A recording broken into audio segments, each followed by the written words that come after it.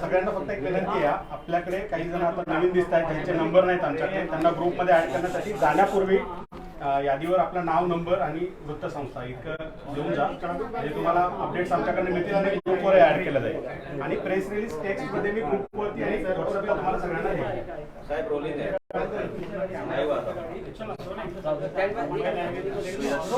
Silence. Rolling sir, roll sir, light sir.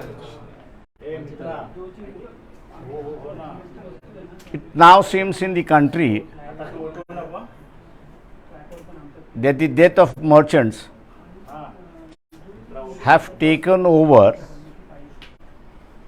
and the model developed in 2002 in Gujarat against the Muslims is now put into action in Northeast, not only against the Kukis tribe but also other minority tribes.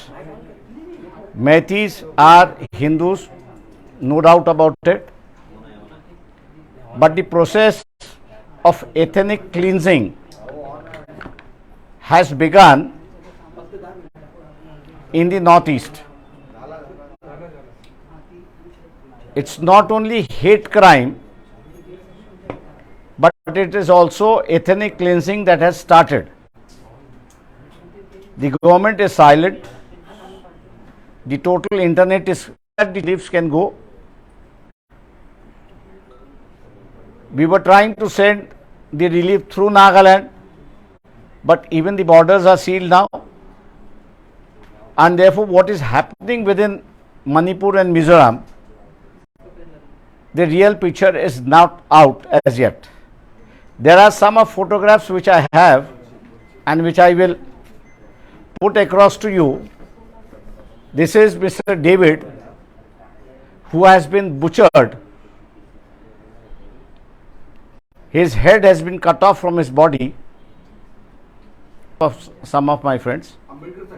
1 minute. विनंती अशी होती की पहिल्यांदा तुम्ही व्हिडिओमध्ये सांगितलं ना, सगळे चॅनल लाईव्ह आहे. मराठी दाखवतील, तुम्ही इंग्लिश मध्ये परत बोला, आमची काही हरकत नाही. फक्त आमचा प्रश्न फक्त मराठीत बोलू पहिल्यांदा. काय होतं की ते मराठी लाईव्ह मध्ये होते ना. बर ठीक.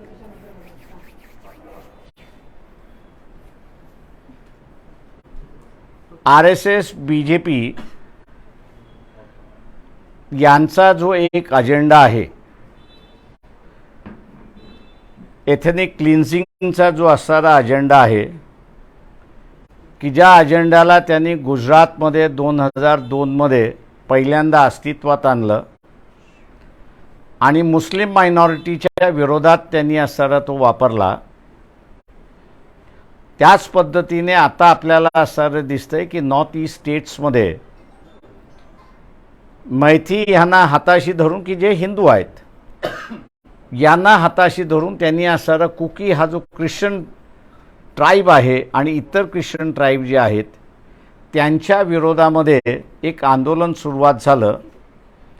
त्यांचं म्हणणं असं होतं की तुम्ही मैथीना असणारा संख्येने मोठे आहेत, मोठ्या भावासारखे आहेत, रिझर्वेशन देणार असाल तर आम्हाला त्याच्यामध्ये अडचण होणार आहे. ही सुरुवात झाली अशी असणारी परिस्थिती आहे आणि विरोध केला, आमच्या एंट्रीला विरोध करताय म्हणून जे असणारं दंगल तिथे सुरुवात झाली. त्या दंगलीने आता असणारं ज्याला इंग्रजीमध्ये आपण म्हणतो एथनिक क्लिन्झिंग, म्हणजे कुठली तरी ट्राईब ही आता आम्ही मान्यच करणार नाही, पूर्णपणे तिला संपवणार, अशा पद्धतीची असणारी सुरुवात त्या ठिकाणी सुरुवात झालेली आहे.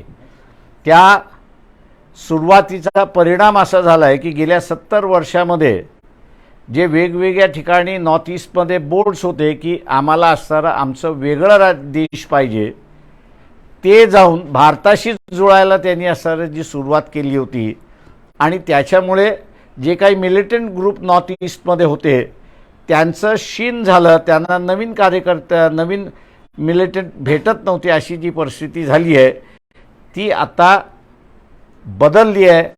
हा आमचा असणारा आरोप आहे.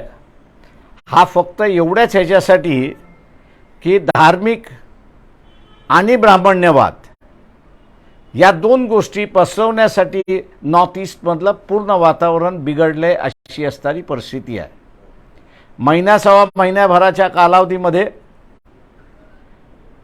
नॉर्थ ईस्टमधले 7 सिस्टर्स आणि भूतान हा जो एक ब्रदर म्हणून धरला जातो, तिथे वेगवेगळ्या पद्धतीचा उठाव, वेगवेगळ्या पद्धतीची आंदोलनं झाली तर आपण आश्चर्य त्या ठिकाणी मानू नये. आज आपण असं बघत असाल की काही मिलिटरीचे जर्नल्स जे आहेत किंवा BJPकडून येणारे, RSSकडून येणारे जे स्पोक्सपर्सन आहेत ते चायनाला ब्लेम करतात अशी असणारी परिस्थिती आहे. ही पॉलिटिकलाइज करण्याचा प्रोसेस जी चाललेली आहे ती त्या ठिकाणी थांबवावी. 4थ्याच दिवशी आर्मी चीफ यांचं वक्तव्य आलं होतं की this has nothing to do with insurgency. हा इंटरनल इश्यू आहे, तो इंटरनल इश्यूज ठेवून त्याला आपण सॉल्व्ह केला पाहिजे. माझ्या अंदाजानं आर्मी चीफनी जे म्हटलं ते अत्यंत त्वेषाने म्हटलं. याचं कारण की 70 वर्षामध्ये त्यांनी पेनस्टिकिंगली अत्यंत परिश्रम करून त्यांनी दुरावा जो निर्माण झाला होता तो दुरावा कमी करत करत करत त्यांच्यामध्ये भारतीयता वाढवण्याचं असणारं जे केलं त्याच्यावरती कालच्या दंगलीनंतर पूर्णपणे पाणी पडले अशी असणारी परिस्थिती आहे. आणि ह्याला जबाबदार जर कोण असेल तर ह्याला केंद्राचं धोरण आणि त्या केंद्राच्या धोरणाला जर जबाबदार कोण असेल तर RSS BJPचं जे आहे की हिंदुत्ववाद आणि ब्राह्मण्यवाद हा जो प्रत्येक ठिकाणी रुजवण्याचा त्यांचा जो भाग चाललेला आहे तो आहे असं त्या ठिकाणी मानतोय. नॉर्थ ईस्टमधले 90% ट्राईब जे आहेत या सगळ्या ख्रिश्चन आहेत. तिथे ॲडमिनिस्ट्रेशननी, मग ते पॉलिटिकल ॲडमिनिस्ट्रेशन असेल किंवा मिलिटरी ॲडमिनिस्ट्रेशन असेल, त्यांनी ही बाब मानली होती आणि म्हणून तिथल्या लोकांबरोबरचा त्यांचा डायलॉग, संवाद हा अत्यंत फार चांगला झाला होता आणि तिथला सामान्य माणूस हा मिलिटन्सीला मदत करत नव्हता अशी परिस्थिती आहे आणि म्हणून ती पूर्णपणे कंट्रोल आली होती अशी परिस्थिती आहे. आता ह्याच्यानंतर ती वाढण्याची आम्हाला असणारा अधिक शक्यता त्या ठिकाणी दिसते आणि या सगळ्याला पंतप्रधानाबरोबरच आम्ही असणारं RSS BJPला धरतो आणि म्हणून हे सगळेजणं मर्चंट्स ऑफ डेथ अशा स्वरूपामध्ये जे वागतात आहेत त्याचा देशभरातल्या सगळ्या लोकांनी निषेध केला पाहिजे. आणि भारताचं जे एक सेक्युलर कॅरेक्टर आहे हे सेक्युलर कॅरेक्टरच भारताला एकत्र ठेवू शकतं. याचा पुन्हा असणारा 2024मध्ये रिफ्लेक्शन झालं तर अधिक चांगलं मी असणारा मानतो. नाही तर नॉर्थ ईस्टर्न स्टेट्स आत्ताच्या ह्याच्यामध्ये आहेत, परिस्थिती अजून चिघळल्या गेली तर तिथे काय होईल आणि काय होणार नाही आणि काय भूमिका घेतील हे आज मला वाटतं प्रिडिक्ट न केलेलं अधिक चांगलं आहे. धोका ओळखला पाहिजे मी असं त्या ठिकाणी मानतो. आणि जो काही धार्मिक ब्राह्मणवादाचा जो अजेंडा आहे तो RSSनी कृपा करून थांबवावा आणि देशाला महत्त्व द्यावं अशी आमची पक्षाची भूमिका या ठिकाणी आहे. उदाहरण तिथलं काय चाललेलं आहे तर हा डेव्हिड नावाचा असणारा व्यक्ती आहे, कुकी समाजाचा आहे. त्याचे हात तोडले, पाय तोडले आणि शेवटी आपल्याला फक्त त्याचा असणारं मुटकं अडकवलेलं त्या ठिकाणी दिसतंय. इंटरनेट बंद आहे, मेसेजिंग येत नाही आहेत, अशा अनेक घटना त्या ठिकाणी घडलेल्या आहेत. आणि या अनेक घटना ज्या आहेत हे जुनी परिस्थिती 1950 सालची जी परिस्थिती आहे ही 1950 सालची परिस्थिती पुन्हा येते की काय अशा असणारा ॲडमिनिस्ट्रेशनमधला असणारा एक वर्ग आहे आणि तो आता चिंता व्यक्त करायला लागला अशी परिस्थिती आहे.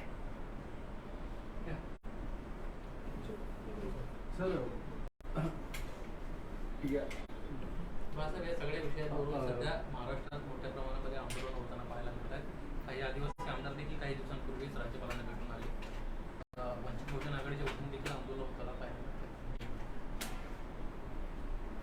मी पहिल्यांदा असणारा या ठिकाणी पाहतोय की महाराष्ट्रातला जो आदिवासी आहे हा आदिवासी नॉर्थ ईस्टच्या आदिवासी बरोबर आपला संबंध आता जुळायला लागलेला आहे. त्याचे प्रश्न आपले प्रश्न आणि आपले प्रश्न त्यांचे प्रश्न झाले पाहिजेत या दृष्टीने त्यांनी महाराष्ट्रभराच्या वेगवेगळ्या ठिकाणी मोर्चे काढलेत. हा एक सेन्सिटिव्ह इश्यू झालेला आहे, सोशल सेन्सिटिव्ह इश्यू आहे आणि तो सोशल सेन्सिटिव्ह इश्यू माझ्या अंदाजाने मुख्यमंत्री एकनाथ शिंदे असतील, अजित पवार असतील किंवा असणारा देवेंद्र फडणवीस असतील यांनी स्वतःच्या ॲडमिनिस्ट्रेशनला आणि विशेष करून पोलिसांना सांगितलं पाहिजे की संयमाने तुम्ही वागा आणि संयमाने तुमचा असणारा हे करा आणि ज्यांनी लाठीचार्ज केलेला आहे त्यांना असणारा हेडक्वार्टरवरती बोलवलं पाहिजे ही आम्ही मागणी करत आहोत. मणिपूरसारखं ट्रायबल पोलरायझेशन वेगवेगळ्या ठिकाणी आता वाढत आहे, म्हणजे फक्त नॉर्थ ईस्टचा मुद्दा नाही आहे, देशभरातच वाढत आहे. 2024च्या निवडणुकांच्या पार्श्वभूमीवरती सगळं आता सत्ताधाऱ्यांकडून घडवलं जातं सुद्धा थेट आरोप होत आहे. सत्ताधाऱ्यांकडून हे म्हणजे मणिपूरमधलं जे आहे सुरुवात जी झाली ती सत्ताधाऱ्यांकडून झाली याच्याबद्दल दुमत नाही. ज्या पद्धतीने कंट्रोल केलं पाहिजे होतं त्या पद्धतीने ते कंट्रोल करण्यात आलेलं नाही. तिथे जी पहिली मागणी होती कदाचित किंवा सेंट्रल रूल करा, आठवडाभराच्या आतमध्ये सेंट्रल रूल करा म्हणून जी मागणी आली होती ती कदाचित सेंटरने मान्य केली असती तर मला असं वाटतं की प्रकरण इथपर्यंत वाढलं नसतं अशी परिस्थिती आहे. नॉर्थ ईस्टमधलं नवीन डेव्हलपमेंट जे आहे मागच्या 10 वर्षामध्ये जे आम्ही अनुभवलेलं जे आहे ते म्हणजे नॉर्थ ईस्टमधला माणूस जसं स्वतःच्या स्टेटशी रिलेट करतो तसा तो सेंटरशी रिलेट करतो आहे. म्हणजे सरकार ज्याचं कोणाचं आलं सेंटरमध्ये त्याच्याबरोबर तो जातो. आता हे एक संकेत होतं की नॉर्थ ईस्टमधला हा सेंटरबरोबर रिलेट झालेला आहे आणि सेंटरकडून तो असणारा प्रोटेक्शन देतो अशी परिस्थिती आहे. दुर्दैवाने सेंटर त्याला प्रोटेक्शन द्यायला याच्यामध्ये फेल झालेला आहे आणि म्हणून 7 सिस्टर आणि 1 ब्रदर प्रॉस्पेक्टिव्हमध्ये असणारा देशापुढे गेला पाहिजे. आमदार गेले होते, खासदार गेले होते, त्यांनाही तिथे जाता आलं नाही अशी कॅम्पमध्ये घेऊन गेलेले आहेत पण इंटिरियरमध्ये तिथे असणारा त्यांना जाण्याची परवानगी नाही अशी असणारी परिस्थिती आहे. मला वाटतं हे चुकीचं असं मी त्या ठिकाणी मानतोय.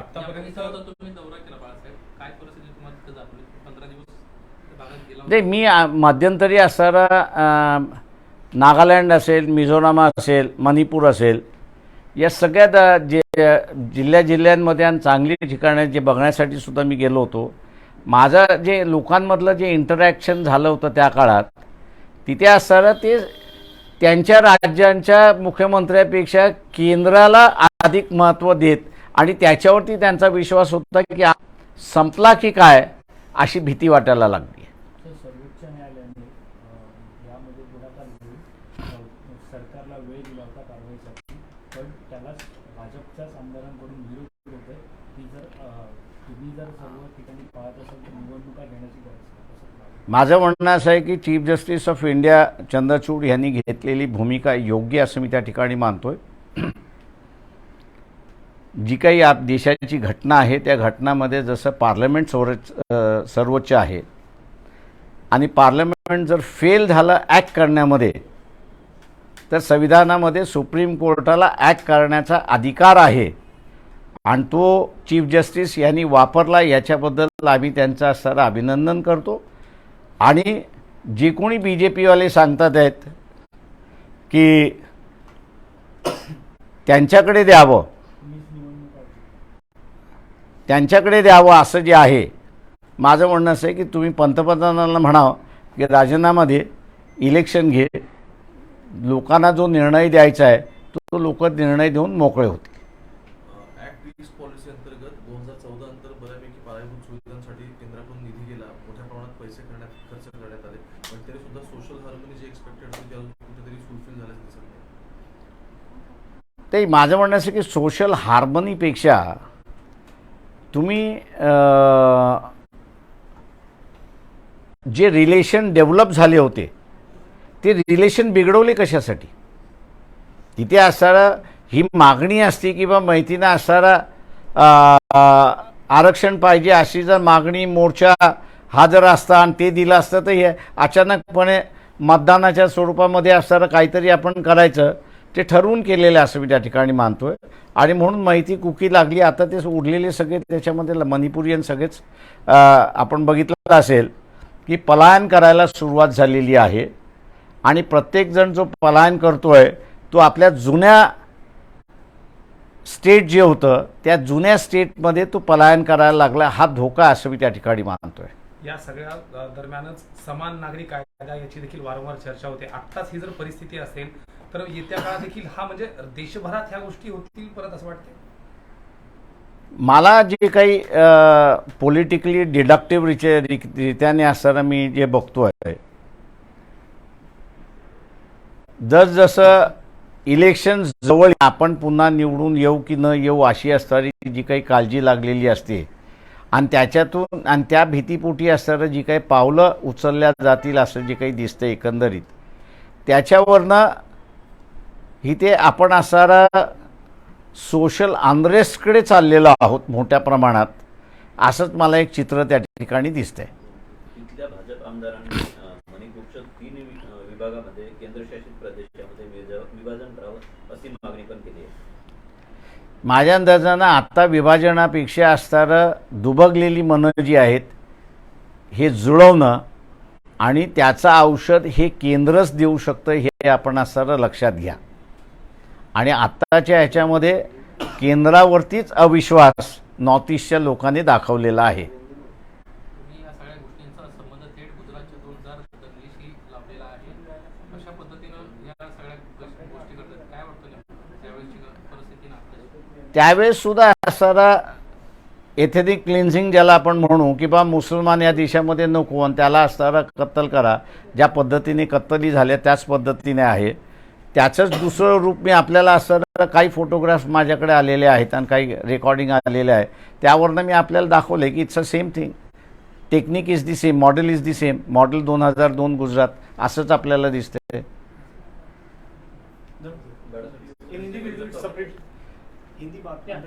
अच्छा हिंदी अंदर करें.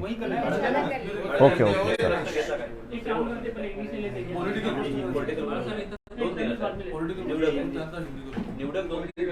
बर.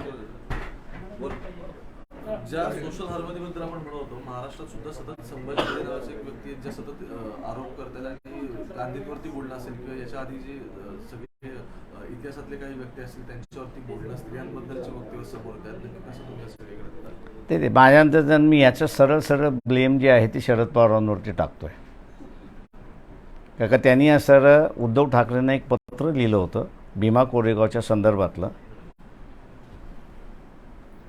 सरकार त्यांचं होतं. शरद पवारांनी ती कागदपत्र का नाही दाखल केली? ती दाखलपत्र केली असती तर SP पुना यांनी सुप्रीम कोर्टामध्ये जे ॲफिडेविट दाखल केलं होतं त्या ॲफिडेविटमध्ये 2 जणांची नावं त्यांनी उल्लेख केली होती. एक असताना मिलिंद एकबोटे आणि दुसरं असताना संभाजी भिडे यांचं. शास्त्राला आम्ही भिडेंच्या विरोधात म्हणत होतो ते म्हणत आमच्याकडे पेपर्स नाही आहेत. शरद पवार म्हणत असतील माझ्याकडे पेपर्स आहेत पत्र लिहिलं त्यांनी पण पेपर दिले नाहीत. दिले असते आणि कारवाई झाली असती तर आज माझ्या अंदाजानं महात्मा गांधींबद्दलचं असणारं जे काही वक्तव्य भिडे बोलले ते कदाचित आलं नसतं. अर्धवट कारवाई करून सोडून देण्याचं असणारं जे पॉलिटिक्स आहे ते दुर्दैवाने सोडलं पाहिजे असं माझी सगळ्यांना विनंती आहे. जिथे जिथे तुम्ही असणारा समाजामध्ये दुबगलेपणा येणार असं दिसतंय त्या दुबगलेपणाला थांबवण्यासाठी जी उपाययोजना करायचं आहे ते आपण केलं पाहिजे. एक्झॅक्टली हाच प्रश्न आहे की शरद पवार कोणाचा प्रश्न वारंवार येतो. कारण आता राज्यसभेमध्ये बिल येणारे दिल्लीच्या संदर्भात ते ॲबसेंट राहत आहेत. एकीकडे ते इंडिया सोबत जी नवी अलायन्स आहेत त्यासोबत सुद्धा दिसत आहेत. अगदी इकडे ते इनडायरेक्टली तुमचे पण अलायन्समध्ये आहेच कारण तुम्ही खास करून ते उद्या पंतप्रधान नरेंद्र मोदी यांचा सत्कार किंवा त्यांचं जे पुरस्कार आहे ते स्वतः त्यांच्या हस्ते देत आहेत. पवार साहेब भाजप बरोबर मला हा प्रश्न आपण त्यांनाच विचारला पाहिजे. पण त्याच्यामध्ये पवारची भूमिका तुम्ही इतक्या पूर्वीपासून तुम्ही बघत आहे पण आजची जी भूमिका आहे ती इंडिया सोबत आहे किंवा बीजेपी मध्ये गेले, मोदी सोबत मन शेअर करत आहेत, बिल संदर्भात त्यांची भूमिका काय म्हणत? ते मला वाटतं अजून काही घटना घडल्या पाहिजे, त्याच्यानंतर मग मी बोलेन. घडणार आहेत मला माहिती आहे, त्याच्यानंतर मग मी बोलेन. की भिडेंचा बोलवता धनी कोण? देवेंद्र फडणवीस कितीही म्हणत राहिले की आमचा भिडेचा संबंध नाही, तसं मला देवेंद्र फडणवीसांना विचारायचं आहे की RSSच्या एकंदरीत 61,000 वेगवेगळ्या संस्था आहेत. त्या संस्थेशी तुमचा संबंध नाही असं तुम्ही जाहीर करा, मग मी त्या कॅप्चर करायला सुरुवात करतो. सर, विरोधकांकडून महापौरांवरती आरोप झाले, तर विरोधकांकडून जे महाविकास आघाडीचे जे मोठे उमेदवार होते त्यांच्याकडून जेव्हा महापौरांबद्दल जे महापुरुष आहेत त्यांच्याबद्दल आक्षेपार्ह वक्तव्य जेव्हा बोलले जातं तेव्हा भाजपकडनं आंदोलन करण्यात आले होते, परंतु आता काहीच बोललं जात नाही संभाजी. एक लक्षात घ्या की RSS BJPने कितीही 2014मध्ये आम्ही डेव्हलपमेंटल अजेंडा हा जरी म्हटला तरी त्यांचा जो कोर इश्यू आहे तो कोर इश्यू त्यांनी सोडलेला नाही. आणि तो कोर इश्यू त्यांचा जो आहे तो इथल्या असणाऱ्या मायनॉरिटीजच्या संदर्भातला आहे, इथल्या ट्रायबलांच्या संदर्भातला आहे. ज्या ज्या वेळेस त्यांना संधी मिळते त्या त्या वेळेस ते अजेंडा ते राबवतात, अशी परिस्थिती आहे. ठीक तुमची आणि आहे. उद्धव ठाकरे तुमचे मित्र उद्धव ठाकरे आणि आत्ताची परिस्थिती, राजकीय परिस्थिती बघितली तर सर्वाधिक अडचणीत ते स्वतः आहेत. कारण शरद पवारांचे काही आमदार त्यांच्याकडे आहेत, मात्र निधी त्यांना मिळतोय. अजित पवारांसोबत गेलेल्यांना पण आमदारांना निधी मिळतोय. काय नेमकं या सगळ्या राजकीय परिस्थितीवर तुम्ही सोबत आहात, येत्या काळातला काय नेमकं सल्ला असणार आहे? ते माझा सल्ला कोणाला काहीच नसतो. आम्ही असणाऱ्या 2024च्या लोकसभेच्या आणि विधानसभेच्या ज्या निवडणुका आहेत ते एकत्र लढणार आहोत, एवढंच फक्त आम्हाला माहिती आहे. पण शरद पवारांचं असं कन्फ्युज राहणं कितपत परवडणार आहे या सगळ्या महाविकास आघाडीला? नाही, माझं म्हणणं असं आहे की एकदा इलेक्शन जाहीर झालं की प्रत्येक पॉलिटिकल पार्टी भूमिका घ्यायला सुरुवात करेल. एक पॉलिटिकल भूमिकेवरूनच प्रश्न आहे माझा की याच्या आधी तुम्ही उद्धव ठाकरेंसोबत अलायन्स मध्ये होता, ती अलायन्स डिक्लेअर केली. मी आजही आहे. हा, एक्झॅक्टली. त्यानंतर तुम्ही BRSचा आधी त्यांनी जो प्रस्ताव आला तर आम्ही अनुकूल आहोत असं म्हणताय. उद्धव ठाकरेंसोबत समन्वयामध्ये काही इश्यू होतात म्हणून तुम्ही आणखी एक पार्टनर बघताय की नव्याने काही समीकरण जन्माला ते प्रश्न असा आहे त्याच्यामध्ये की एकतर BRS जे आहे हे BJPच्या विरोधात तिथे असणारं लढतं आहे आणि ते जर येऊन महाराष्ट्रामध्ये जर मदत करणार असतील आणि समझोत्यामध्ये येणार असतील तर नाकारा का, हा माझा सरळ प्रश्न आहे. आणि म्हणून आम्ही म्हटलं की येणार असतील आणि BJPच्या विरोधामध्ये मदत करणार असतील तर आपण त्यांचा हात धरला पाहिजे, पकडला पाहिजे. उद्धव ठाकरेंचं असं म्हणणं म्हटलं होतं की उद्धव ती ठाकरेंना जे आहे. प्रस्ताव दिलेला आहे त्यांनाच सगळा निर्णय घ्यायचा आहे.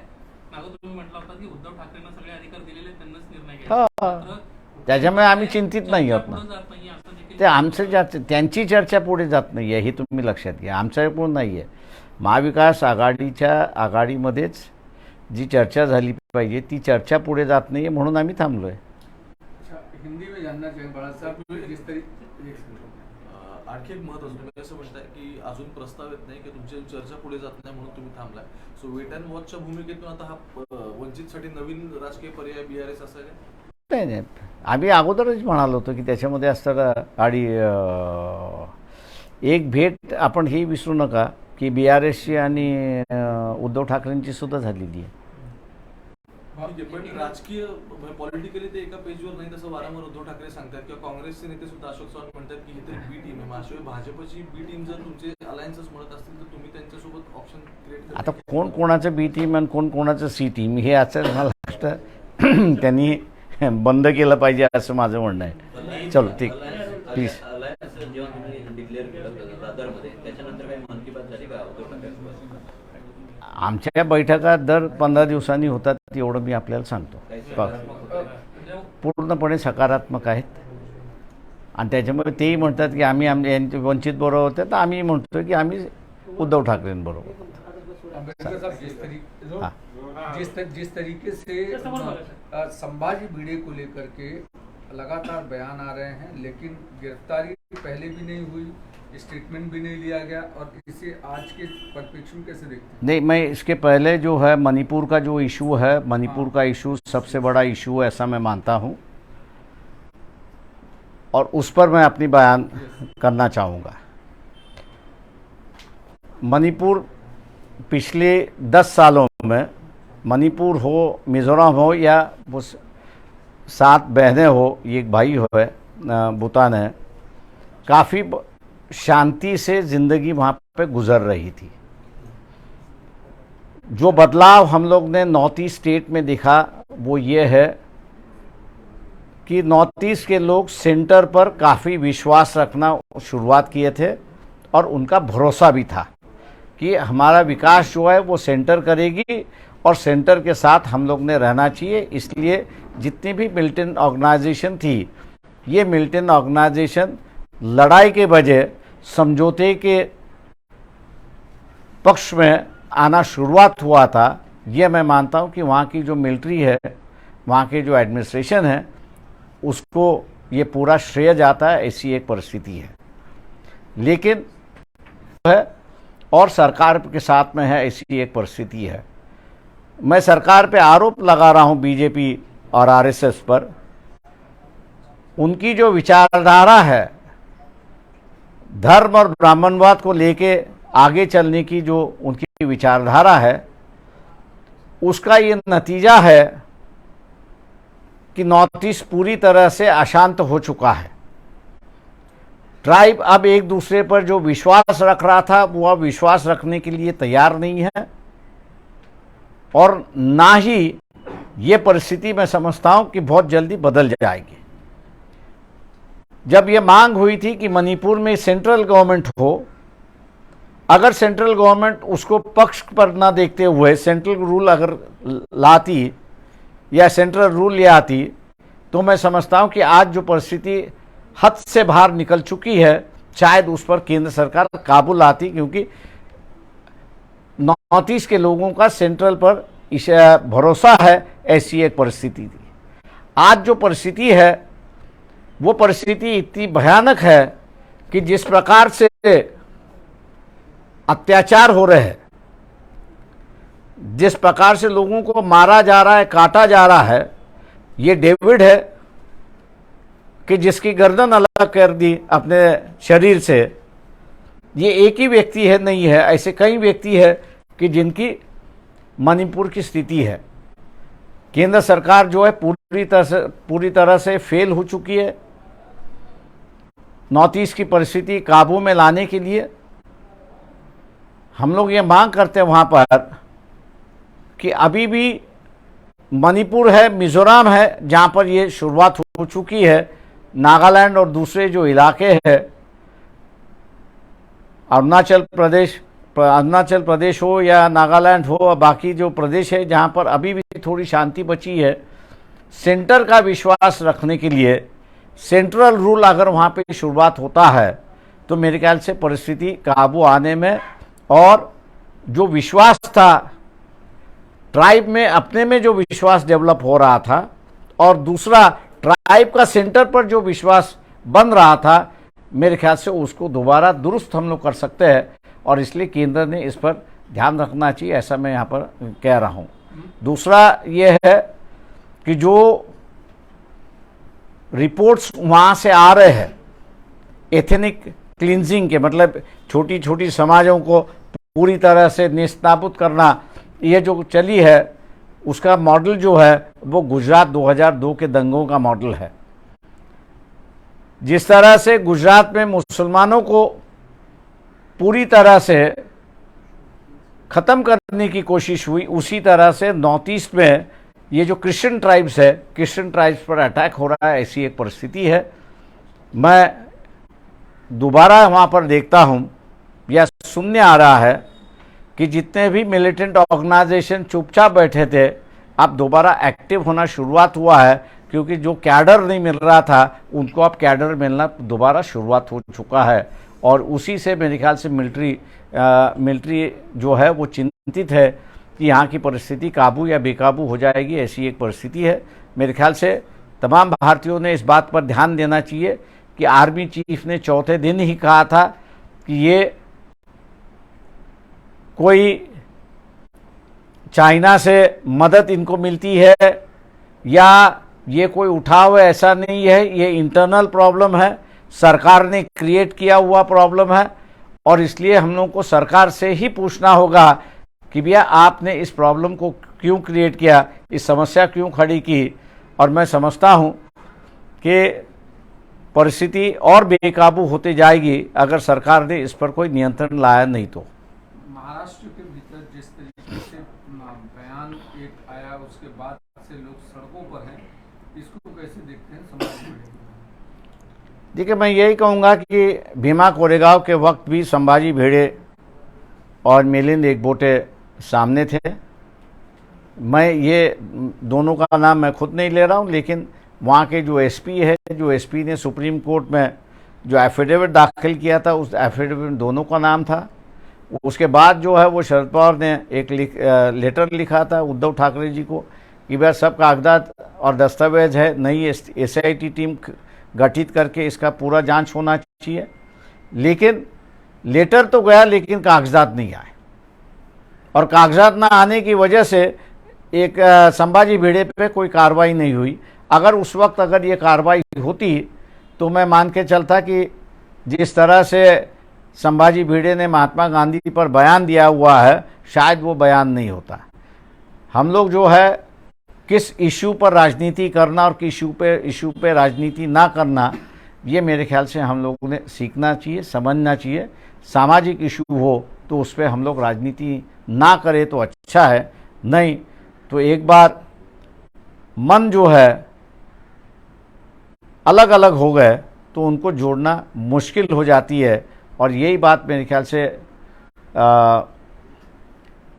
संभाजी भिड़े के माध्यम से जो नॉन ब्राह्मणिज्म क्लास है उसमें ये बढ़ते जा रहा है, जिसको मेरे ख्याल से RSS BJP ने शांतिपूर्वक सोचना चाहिए, ऐसा मेरा उनको सलाह है। महाविकास आघाड़ी के भीतर जो चर्चा चल रही थी पिछले कुछ समय से, आप भी चूंकि शिवसेना के अलाइंस पार्टनर हैं उद्धव ठाकरे के साथ, अचानक पूरी की पूरी चर्चा ट्रैक पर से उतरी हुई दिख रही है। कोई बात करने के लिए तैयार नहीं, किसी भी तरीके से प्रोसेस, मतलब जो सरकार के खिलाफ एक बड़ा गढ़ तैयार किया जा रहा था, वो सब डिरेल होता हुआ दिखाई पड़ रहा है। नहीं, मैं ऐसा नहीं मानता हूँ कि गढ़ डिरेल करने की कोशिश हुई है। ये बात सही है कि एनसीपी में से अजित पवार काफ़ी बड़े MLAs के साथ में BJP ज्वाइन हो चुके हैं, सरकार में जा चुके हैं, और इसलिए लोग कह रहे हैं कि तीसरा मोर्चा जो है वो विकल्प के रूप में आगे आएगा या नहीं आएगा। मैं समझता हूँ कि ये बात सही नहीं है। वक्त आएगा तो मेरे ख्याल से चर्चा जो है वो दोबारा पटरी पर आप लोगों को दिखाई देगी। जहाँ तक रही बात अब उद्धव ठाकरे का जो है वो एनसीपी के साथ में उनके संबंध कैसे रहेंगे, क्या रहेंगे, इसको मेरे ख्याल से डिसाइड करना होगा और फिर बातचीत दोबारा शुरुआत होगी, ऐसा मैं मानता हूँ। क्या उद्धव ठाकरे के साथ रहते हुए आप तेलंगाना के जो बीआरएस चीफ हैं उनके साथ में रहने की प्लानिंग है या साथ में अलाइंस बनाने? देखिए, ऐसा है कि बीआरएस जो है वो बीजेपी के खिलाफ है। महाराष्ट्र में वो अगर मदद बीजेपी के खिलाफ लड़ने के लिए मदद करने के लिए तैयार है तो हम लोग मानते हैं कि उनके यहाँ उनके साथ लेना कोई हर्ज नहीं है। लेकिन अभी तक बीआरएस से किसी को भी प्रस्ताव कुछ आया नहीं है। इंडियन एक्सप्रेस और एक दो पेपर्स में आपके कोट्स आए हैं कि शरद पवार को लेकर जैसे इंडिया में एक तरफ वो एक बड़े अपोनेंट के तौर पर दिखाई पड़ते हैं, लेकिन जिस तरीके से वो दूसरी तरफ मंच शेयर करते हैं या किसी एक कार्यक्रम में मिलते हैं, इससे कंफ्यूजन लोगों में पैदा होता है कि नहीं? देखिए, बाहर महाराष्ट्र के बाहर शरद पवार नेताओं से जाने जाते हैं, मासेस में नहीं जाने जाते। तो राजनीति जो है शरद पवार की जो है वो महाराष्ट्र तक ही सीमित है, ऐसा मैं मान के चलता हूँ। रही बात दूसरे राज्यों की, वहाँ पर मेरे ख्याल से सक्षम नेता है, वो अपने अपने स्टेट वहाँ पर संभाल रहे हैं। लेकिन महाराष्ट्र में जिस तरीके की कंफ्यूजन की स्थिति, एनसीपी का एक धड़ा सरकार के साथ है, पवार साहब सेंटर के खिलाफ हैं लेकिन मोदी के साथ है, डिस्क्वालीफाइड नहीं करते हैं नेताओं को। ये जो कंफ्यूजन क्रिएट है महाराष्ट्र की सियासत में, इस कंफ्यूजन को आप कैसे देख रहे हैं? मेरे ख्याल से जल्दी ही उद्धव ठाकरे जो है इस पर क्लैरिटी लेंगे और आप लोगों को बताएंगे कि उनकी क्या राजनीतिक भूमिका है। आपकी राजनीति, जो भी आपने एक अरसा पूरा देखा हुआ है, पवार साहब को भी देखा हुआ है, महाराष्ट्र की राजनीति देखा हुआ है, ये जो कंफ्यूजन की परिस्थिति है कि पवार साहब, हाँ, हम लोग जल्दी ही इस पर अपनी भूमिका जो है वो रखेंगे। याच्यावर एक दोन प्रश्न आते आहेत.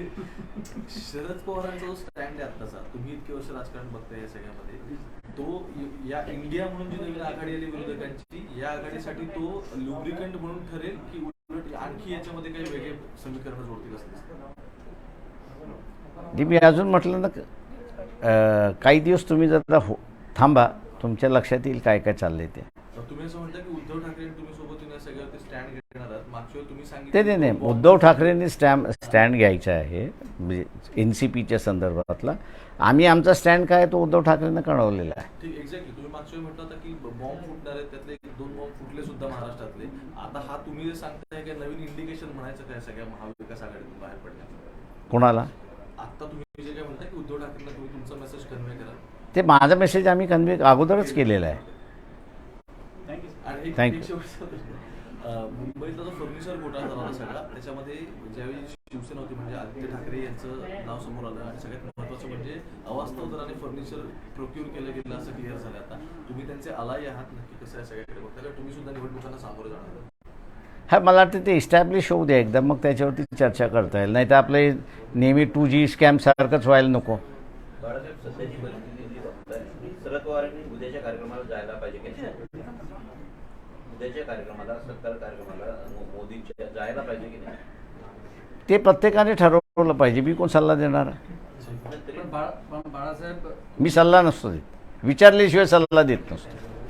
पण असं एक क्लिअरिफिकेशन तुमच्याकडून एक पेपरमध्ये आहे की clarification so called revelations by the Ajit Pawar has backing. He added, I think it was a all nautanki attended by the events. And मतलब एक तरफ आप इस तरफ दूसरी भूमिका लेते हैं, आपके सारे विधायक आपको मिलने जाते हैं, फिर आप पवार साहब मोदी के साथ शेयर करते हैं, फिर इंडिया के साथ चले जाते हैं. ये जो मैंने आपसे जो कहा कि हम लोग जल्दी ही अपना स्टैंड पब्लिकली